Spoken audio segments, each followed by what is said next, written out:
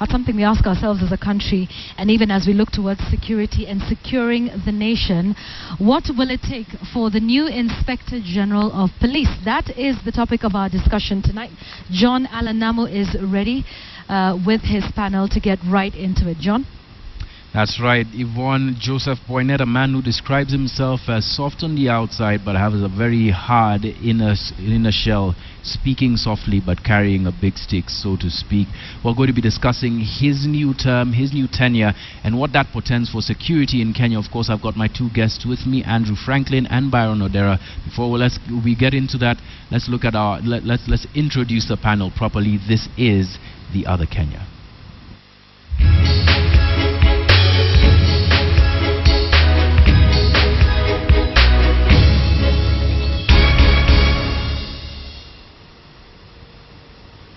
Right, so like I mentioned, we are discussing security in Kenya. The hashtag, of course, being Securing Kenya. Once again, I'll introduce my panelist. New to KTN Studios is Byron Odera. He is an ex-Kenya Defense Forces Special Forces officer and now is a Group CEO of Special Operations Group Agency. He used to work for X4. I got that a bit wrong now. Now he is his own man, so to speak. Thank you very much for joining us and welcome to KTN once. Let's see if we'll probably engage a lot more. And Andrew Franklin, not a stranger to KTN Studios, resident security analyst himself, a former U.S. Marine, so you are both in good company in terms of experience in one way or another. Now let's get into what happened in Mandera with respect to Governor Ali Roba's convoy. This is not the first time that Governor Ali Roba has been attacked by the Al-Shabaab. This time around, the death toll being quite high, 4 people dead, RPG attacks, as well as two cars out of the convoy being stolen. Byron, having been in Somalia and having had a few tours in Somalia with the special forces, what does this say to you with respect to why the Al-Shabaab would attack a convoy of a leader in the northern region? Obviously, John, this is a situation that is actually developing under quite a sorry state with regards to the death toll that we're witnessing in Kenya since terrorism started being a new threat. But I'd mention the fact that terrorists choose targets, and with regards to their value, so you'd have a high value target like a governor who's been very vocal in the recent past about threats that are to his person and in the greater scope, so to speak, affecting Kenya. But I'd want to say that with the response that we're seeing towards terror being a new threat is not really spot on. If anything, I would say it's laughable with regards to the preparations, with regards to the training needs and the structure organization of our forces to combat this new threat. You fought the Al-Shabaab in Somalia. What exactly are we missing in terms of in terms of how we're dealing with them internally? Absolutely. I mean, we are not zeroing in and actually digging in very, very closely with regards to intelligence. If we've got to win any war on terror, then intelligence has to be really spot on. And it's like a famous general in the US once said, we got what we call information pathology. It's actually the information that's not in its right form, quality, and time that can be responded to as being actionable intelligence. That's what we're missing largely. All right, Andrew, we've spoken about Mandera before with you in a similar panel, and the last time we were speaking about it, it was right after the very unfortunate deaths on November the 22nd last year of 28 people in that bus attack. And prior to that, the governor, Ali Roba, had given the kind of intelligence that Byron is talking about that's actionable. But even in the absence of intelligence, because we don't know right now, shouldn't Mandera have been more secure given the kind of threats that it's been facing? Well, absolutely, John Allen. The last time we met, it was after, you're right, it was after the 28 people were taken off a bus and massacred. That was 12 days before another 36 Kenyans were massacred by the same group of Al-Shabaab operating within the borders of Kenya. This attack in Mandera on the governor's convoy was a sort of a welcome aboard to the new IG. Yeah. Here you are, deal with this. This is not in retaliation to the death of some al-Shabaab figure from a U.S. drone strike. This is one of those things where it was an opportunity that's been waiting to happen. Yeah. You're absolutely right. When we met about the first massacre in Mandera, I made the point that we were able to flood Mombasa with 500 GSU and administration police to occupy and close down 4 mosques. At the same time, we were not able to flood Mandera with uniformed personnel to close our border. It seems quite obvious that the airstrikes that may have been launched in response to these massacres in Mandera had little or no effect on the combat power of al-Shabaab insurgents who are basically either coming across the border or occupying covert positions. And this leads us into the intelligence failures. What is going on with intelligence gathering on the ground? We know we don't have an adequate police reserve. We have not implemented the police reserve chapter in the National Police Service Act, so we're not recruiting police reservists from the communities in Mandera, Wajir, or Garissa, or Lamu for that matter. In fact, we've been hemorrhaging police reservists who are resigning and turning in their ancient weapons. But the fact is that if you have 10, 20, or 30 al-Shabaab troops going to ground inside Mandera County, waiting to strike with caches of arms and equipment and supplies, it means that the information on their whereabouts is simply not getting up or getting to the security forces. And you may remember that the Member of Parliament for Wajir, for Mandera East pointed out that the people are scared of the police. When they report something, the police take them in. That's a great point to get Byron back into this, because Mandera is a heavily militarized area, and it's not just the police acting on behalf of our own internal security that are operating in that area. The military, presumably also units like the one you used to be part of, the Special Forces, are operating in that area. Because Al-Shabaab is a transnational threat to us, what is the intelligence sharing like between agencies? I'd say with regards to the same thing we're talking about in terms of intelligence, there's a breakdown, so to speak, and in such a catastrophic level. I think to a big extent the information that we're getting is getting lost, so we need to track down the lost signal at some point.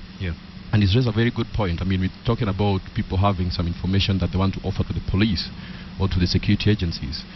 And it's one thing having that information, but it's a completely different thing having to act on that, identify this is great information that needs to be, checked out pretty quickly. But the biggest breakdown that we have is also in terms of actually doing what we're supposed to do. So we have a lot of uniforms on the ground, but it's cosmetic. We've settled for the appearance of actually doing security other than actually doing it. So it's irrelevant if you have 500, 1,000 police, existing in a place.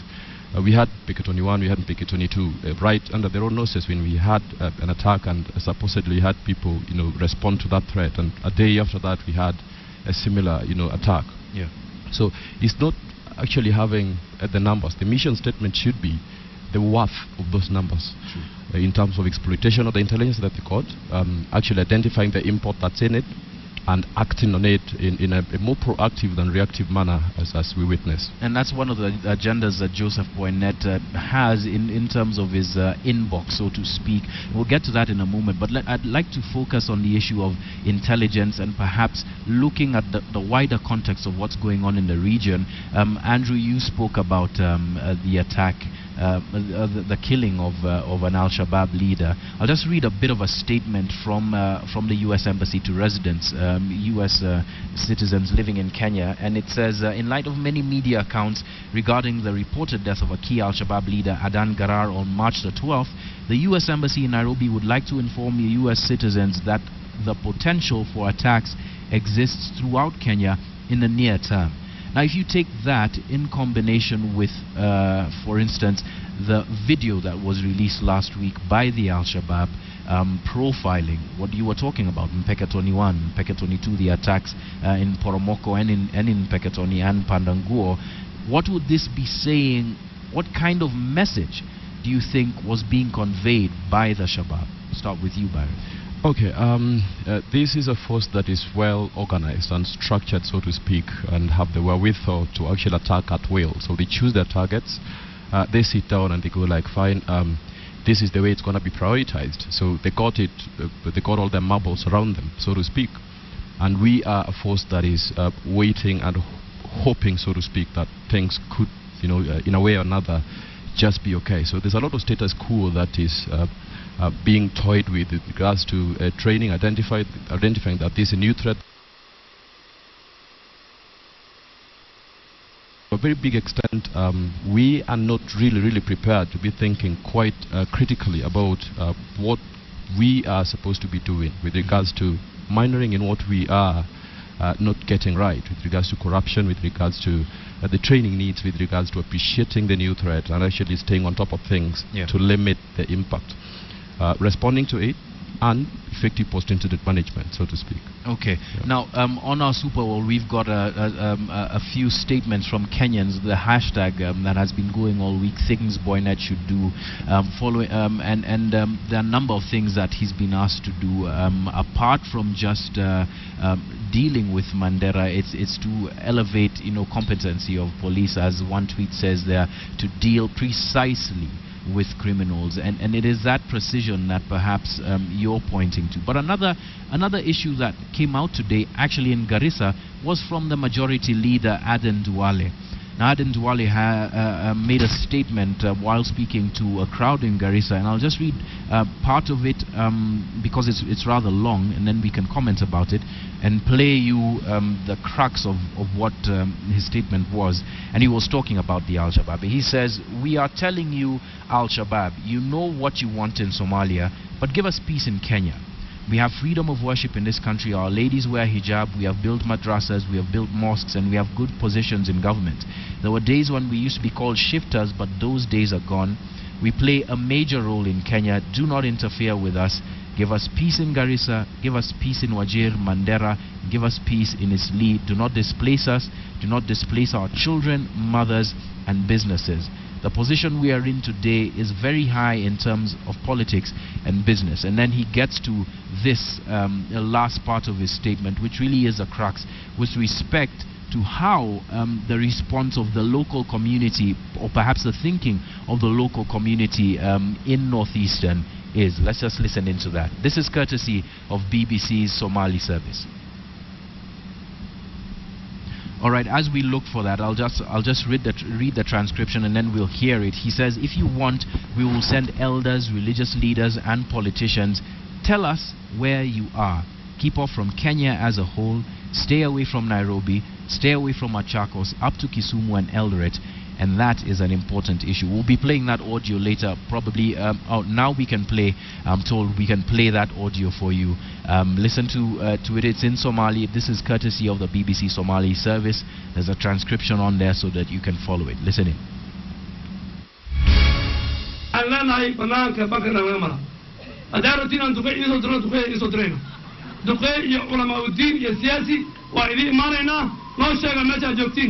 Kenya is banaga lagamaro. Nairobi banaga lagamaro. Machakos banaga lagamaro. Era yo Kisumu ya Eldoret. Somalia na watawa shay muhimu. Now, for your benefit, Byron and Andrew, that might have been a bit far away. I'll just repeat it. He says, "If you want, we'll send elders, religious leaders, and politicians. Tell us where you are." Now, speaking to the Al-Shabaab, keep off from Kenya as a whole. Stay away from Nairobi. Stay away from Machakos, up to Kisumu and Eldoret, and that's an important issue. While I don't want to put words in his mouth, it seems as if Aden Duale wants to be able to negotiate to find some sort of amicable solution to this with the Al-Shabaab itself. But from a security standpoint, what does that speak of? Let's start with you, Andrew. Well, first of all, I think that the sentiments expressed are naive and are misinformed. The studies have shown that Al-Shabaab recruits in Kenya.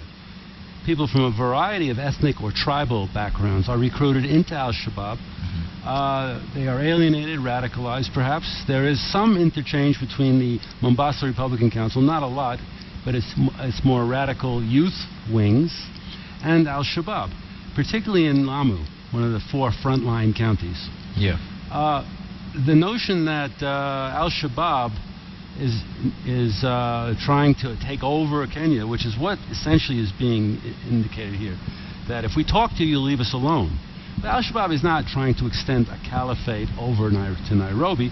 They want to establish liberated zones in the 4 frontline counties of Mandera, Wajir, Garissa, and Lamu, from which they can prosecute their war against the government in Mogadishu.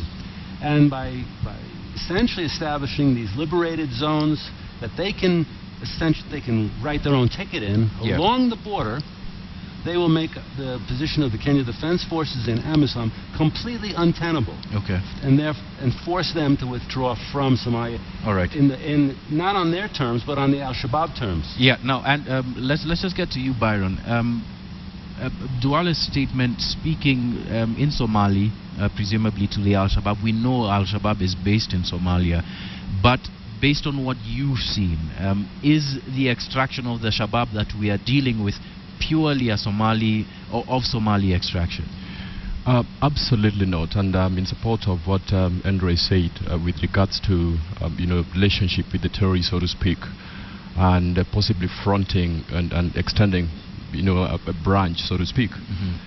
It's been a culture, and we have these values very closely held, so to speak, with regards to non-negotiation with terrorists, and I don't really think it's anything that would achieve any goals at the end of the day.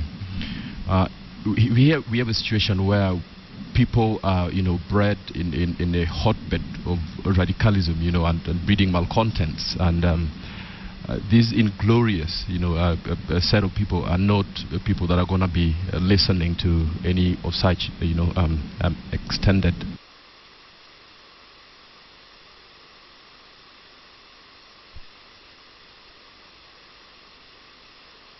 and people allied to or speaking on behalf of the governments there. Don't you think that perhaps there could be some worth in talking to these groups?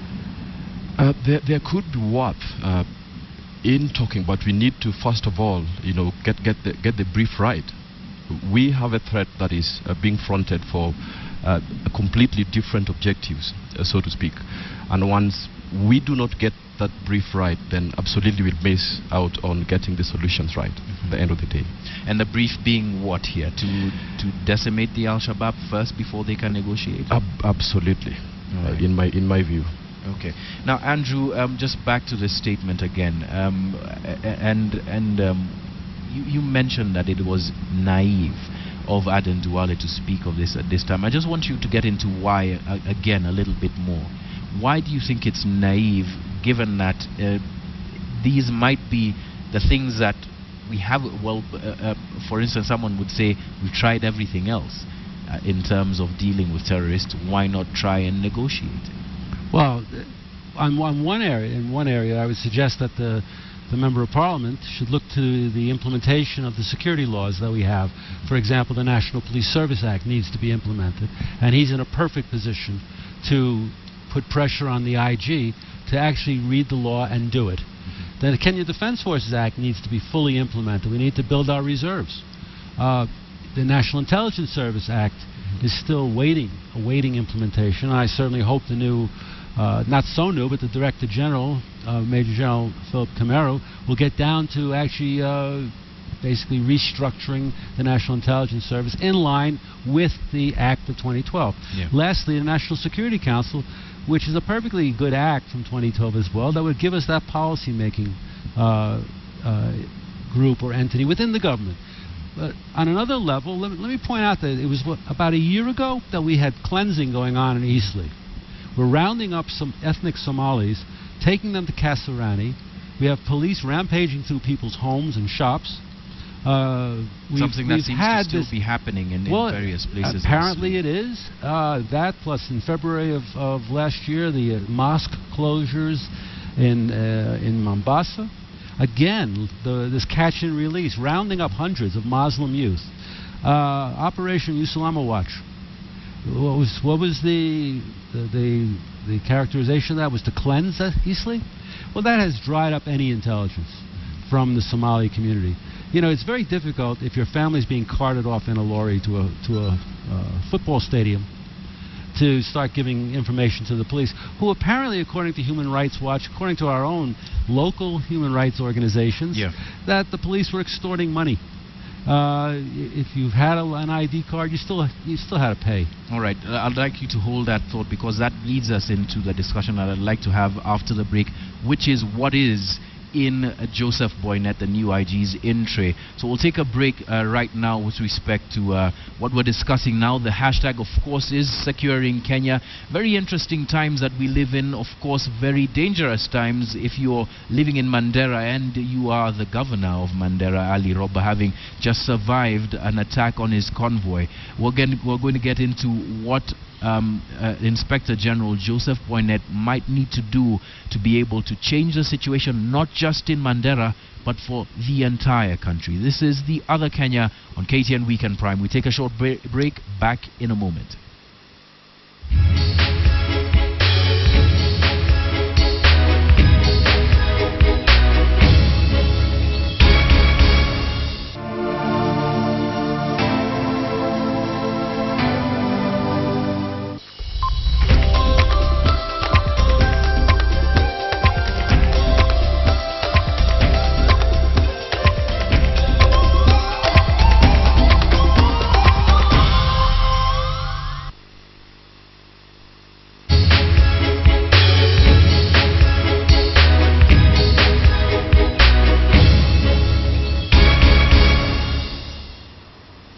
Welcome back to KTN Weekend Prime. This is The Other Kenya, and of course we are discussing securing this country, securing Kenya. That's the hashtag. Let me just get into some of your feedback. Stephen at SvetsM1 says, securing Kenya start from basics. Who gets in and how, and motivation and passion or lack of, option of training, and who and how they get housing. And that's a great place to start in terms of the in-tray that Joseph Boynet, the new Inspector General, has. On our Super Bowl, we've got a key issue here that speaks to not just capacity, but some of the things that are eating up the institution that is the police force, and that is stalled police recruitment. Last year, our police recruitment drive was stalled, meaning that ostensibly we are short of the police officers we need, but also pointing to another thing, which is corruption. Byron, I want to start with you. How bad is the corruption menace in our security agencies,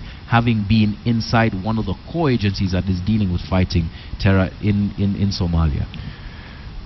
I'd say this. In point of fact, we are in a situation where, if we're thinking of recruitment, so to speak, the first thing that comes to mind is not how well prepared I should be to, get myself to run so many kilometers, do so many push-ups, do so many sit-ups that these people require, be of certain height, be of certain requirements.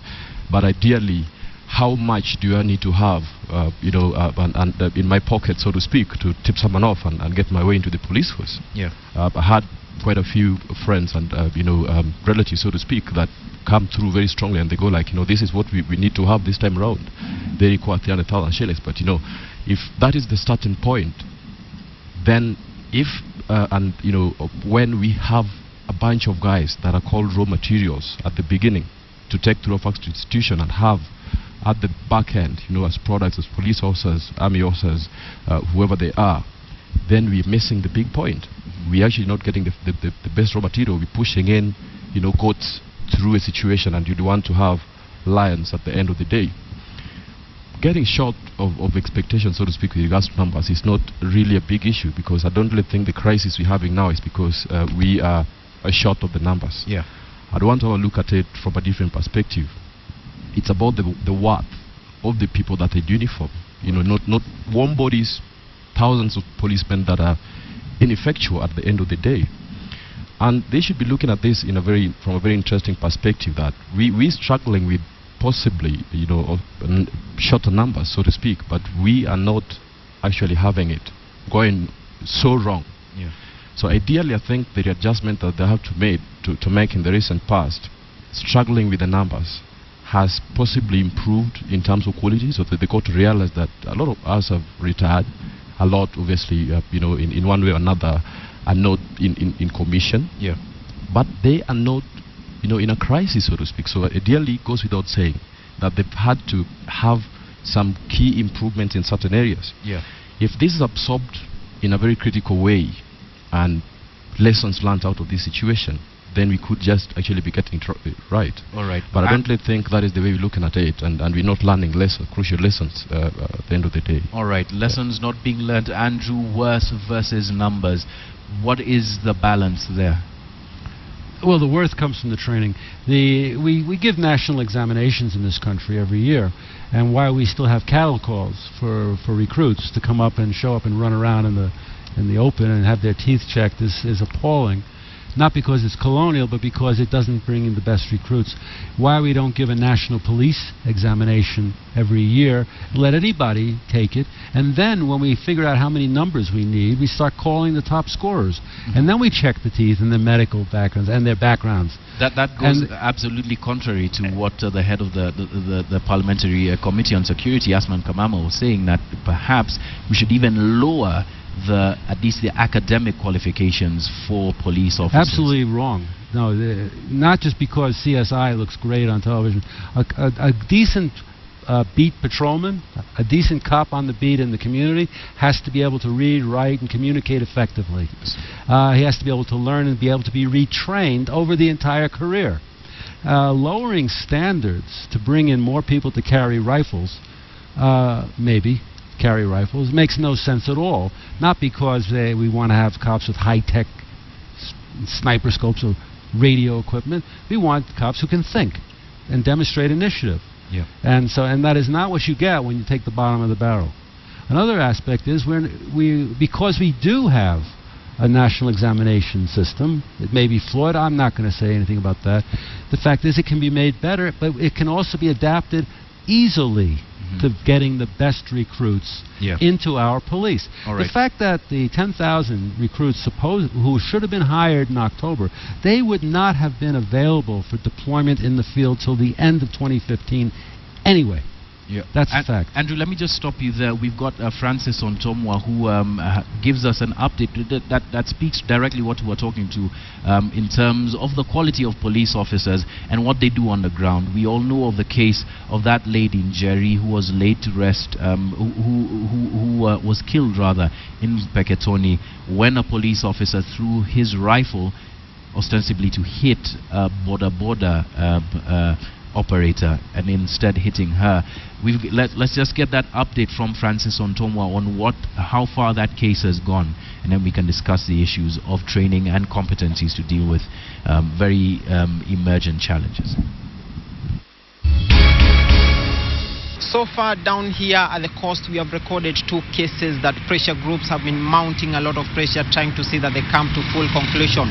Of course, one of them is the very latest death of Margaret Njeri, a 22-year-old lady who was knocked by the butt of a gun of a police officer, allegedly during the enforcement of the dusk to dawn curfew in Peketoni. The lady, actually, as we are speaking, was laid to rest today, even as it's still unclear exactly who killed her and why she was killed. One police officer has so far surrendered to the police, and investigations are still underway. We are not sure whether this case will really come to full conclusion, of course, based on the past of how some of these cases have been panning out. Another case that will be on our spotlight soon, and also soon coming in court, is the case of Kwekwe Mwandazi, the 14-year-old girl who received all manner of media attention when she was killed last year, allegedly again by the police. This is a case that, of course, we will be following up, trying to know what happened. 2 police officers were arrested, they were charged in court, they were again, they went out on bond, and we're expecting to see how it really gets to pan out in the next few days when it will be now presented to court. Back to you, studio. All right, 2 cases that perhaps encapsulate the problems that we have with respect to training of police officers to be able to deal with specific situations. The case of Kwekwe, of course, they storming into that house at about 2 o'clock in the morning and firing on a 14-year-old girl. And this other case where this police officer literally threw his rifle at a border operator and winding up putting this lady in ICU, eventually killing her. Andrew, just a few quick words before we move on to some of the last things that we need to deal with respect to Joseph Boynette's entry. What does that speak of to you in terms of how far we need to travel before we get the police force that we want? Well, we have a great road, a long distance to travel. It's not insurmountable. It's not impossible.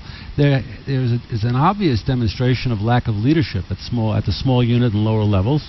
I can't fathom why a police officer would actually throw his rifle at a boda operator for any reason, because the outcome of that is easily foreseen. But to anyone who, not who's properly trained, but anyone with a fair degree of common sense, you know somebody's going to get hurt falling off a moving boda. What was the point? There is no justification for that, by the way. I mean, that's end of story. And that's the sort of thing, the fact that this keeps going on. This was January. We have this kweke from August of last year, that we don't seem to resolve these rather grotesque miscarriages of justice. And that means we don't know what's going on percolating around the surface in the whole force. And there's no reason for protecting errant officers of this type anywhere in the world. I think, but a lot of this does get down to the organizational chaos in the National Police Service. The lack of implementation of the National Police Service Act of 2011. All right. That's really what a lot of this is about, because we're not training police to fit into the new look National Police Service.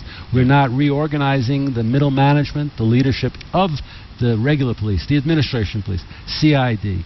We have all these specialized units floating around that are all legacies of previous regimes, previous laws.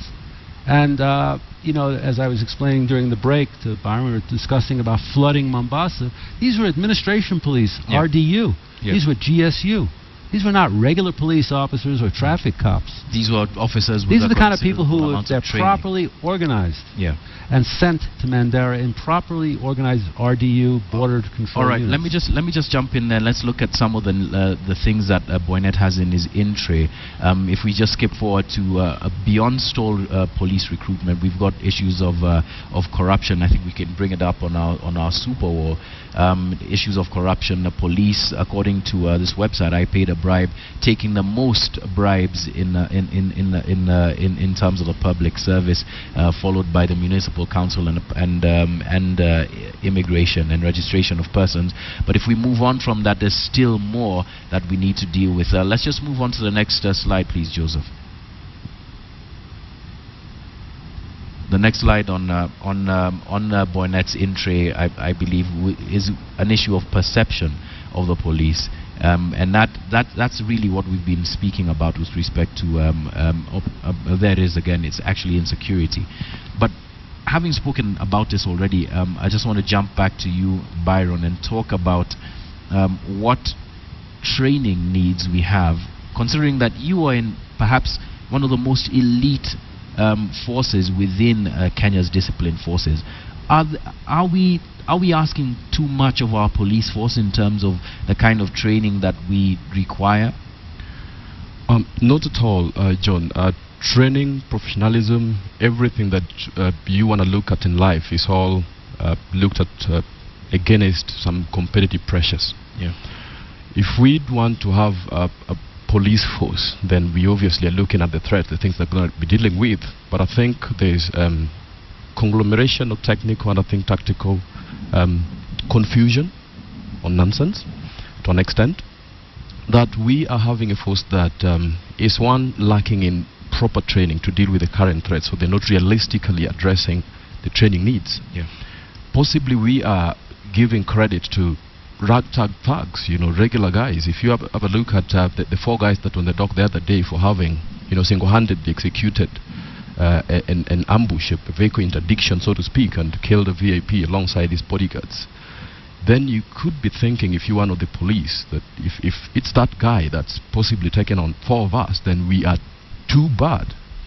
So we are not asking for too much. Actually, we are asking for basics to be done right, and that is why they're missing it. We're not asking for really complex things, and I think they're missing it because it's too basic.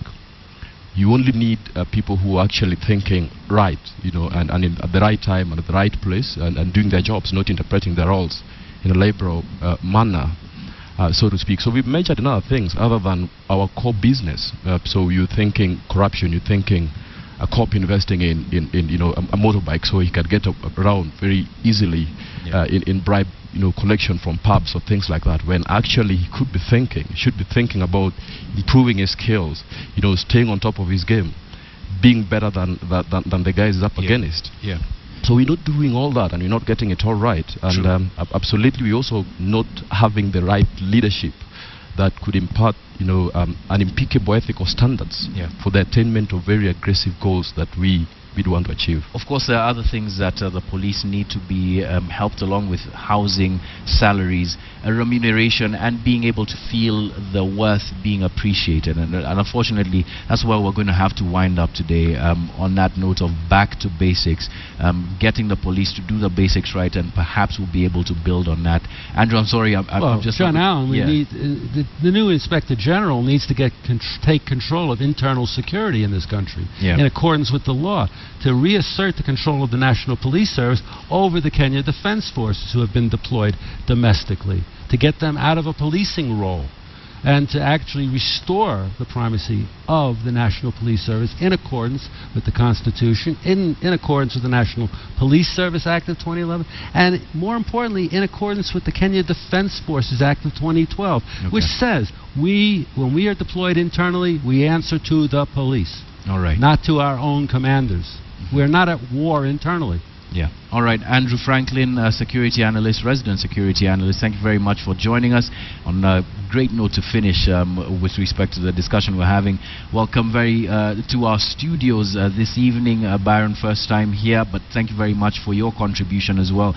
Byron Mandera, he is an ex-KDF Special Forces officer, of course the CEO of his own company as well. And we've been discussing the issue of security and securing Kenya, what lies in the entry of Joseph Boynet, what are the problems that we are facing right now. But there is a point to the discussion that we've been having here. Yvonne Okwara has been listening in and has some of the points and some of the issues that we've been discussing. And Yvonne, what is that point?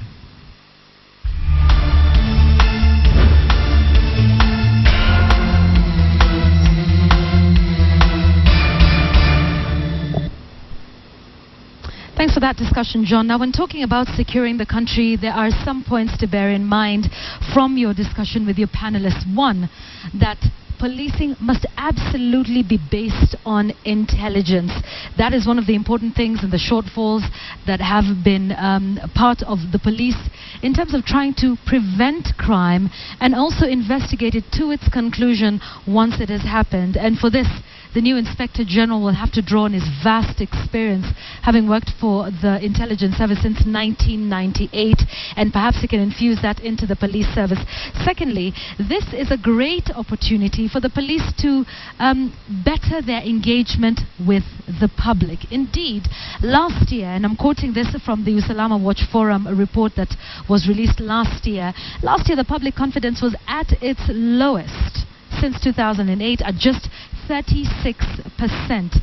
And this is due to many issues that the police Inspector General is going to have to deal with, including corruption. He's going to have to deal with that, because some of the issues that those who were asked about in this report, talking about their themselves getting involved in crime. So this is what's going to be on the entree of the Inspector General. And finally, something resident security analyst Andrew Franklin has been talking about since last year is the full implementation of the National Police Service Act. Certain areas of it, like the Police Reserve chapter, to include police reservists into the forces and different aspects of it, including the CID. Something about that definitely needs to be done. He also has some novel approaches towards improving the police service, continuous professional development courses, having to do exams every year to test their competency year in, year out. Many other professions do it. Those in the profession of medicine do it. Those in the legal profession do it. Why not the police? Some of just these ideas that we could definitely take up when we take a look at reforms within the police service. And that tonight is the point.